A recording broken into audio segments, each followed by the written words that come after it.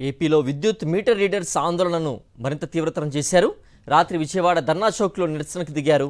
Cell ఫోన్లో torch lights వెలిగించి నిరసన వ్యక్తం చేశారు. విద్యుత్ మీటర్ రీడింగ్స్ నిలిపివేశారు. గత 5 రోజులుగా దీక్షలు చేస్తున్నా ప్రభుత్వం పట్టించుకోకపోవడంతో ఉద్యమాన్ని మరింత తీవ్రతరం చేశారు. తమకు ప్రత్యామ్నాయ ఉపాధి కల్పించాలని విద్యుత్ మీటర్ రీడర్స్ డిమాండ్ చేస్తున్నారు. ఇవాళ మధ్యాహ్నం లోపు యాజమాన్యం ప్రభుత్వం స్పందించకుంటే భవిష్యత్ కార్యాచరణ ప్రకటిస్తామని హెచ్చరించారు.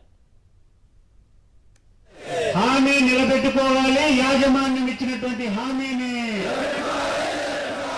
ప్రత్యామ్నాయ ఉపాధి కల్పించాలి.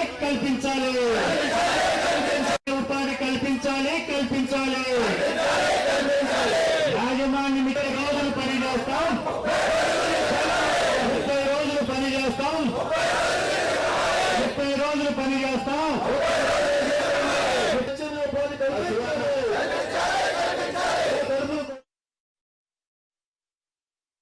విద్యుత్ సంస్థలో పనిచేస్తున్నటువంటి విద్యుత్ మీటర్ రీడర్లందరూ గత 5 రోజులుగా ఇక్కడే రిలే నిరాహార దీక్షలు చేసి ఈరోజు చలో విజయవాడ కార్యక్రమానికి పిలుపునిచ్చారు. మా కార్యక్రమం వివరాలు ప్రభుత్వానికి యాజమాన్యానికి ముందు నుంచి తెలియజేస్తూ ఉన్నాం. వీళ్ళందరూ కూడా 10-15 సంవత్సరాల నుంచి పనిచేస్తుంది. ఈరోజు స్మార్ట్ మీటర్లు రావడంతో వీళ్ళు ఉపాధి పోయేటువంటి పరిస్థితి ఉంది. స్మార్ట్ మీటర్లు రావటం వల్ల మా ఉపాధి పోతుంది. వీళ్ళకి రోడ్డున పడతారు. ఇప్పటికే సర్వీసులు తగ్గినాయి. వచ్చేటువంటి ఆదాయము 10,000 వచ్చేవాడికి 7,000 వస్తుంది. 7,000 వచ్చేవాడికి ఇప్పటికి 5,000 దాకా వచ్చింది. ఇక ఒక 3 నెలల్లో వీళ్ళు ఉపాధి పోతుంది అని చెప్పేసి మేము అనేకసార్లు రాష్ట్ర ప్రభుత్వం దృష్టికి తీసుకెళ్తే మంత్రి గారు యాజమాన్యం చాలా స్పష్టంగా హామీ ఇచ్చారు. లోకేష్ గారు కూడా హామీ ఇచ్చారు. స్మార్ట్ మీటర్లు వస్తున్నాయి కాబట్టి ఎవరిని కూడా ఇంటికి పంపించి మీకు ప్రత్యామ్నాయ ఉపాధి చూపిస్తామని చెప్పేసి ఆదాయం తగ్గిపోతుంది. రేపో మాపో మా ఉపాధి అంతా పోతుంది మహాప్రభు అని చెప్పేసి అనేక రోజులుగా మేము నెత్తి నోరు కొట్టుకున్నా కూడా ఇప్పటి వరకు రాష్ట్ర ప్రభుత్వం యాజమాన్యం మాటల ద్వారా ఏదో కాలం గడుపుతామని చెప్పేటువంటి పద్ధతులు ఉంటే మధ్యాహ్నం తర్వాత మా ఉద్యమం తీవ్ర రూపం దాల్చబోతా ఉంది.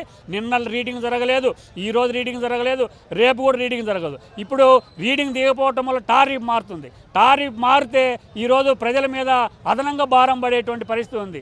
ఆ టారిఫ్ ఏదైతే మారిపోతుందో ఆటోమేటిక్గా వాళ్ళ బిల్లులు కూడా పెరిగేటువంటి పరిస్థితి ఉంది. అంటే ఇదేదో మీటర్ రీడర్ల సమస్య కాదు.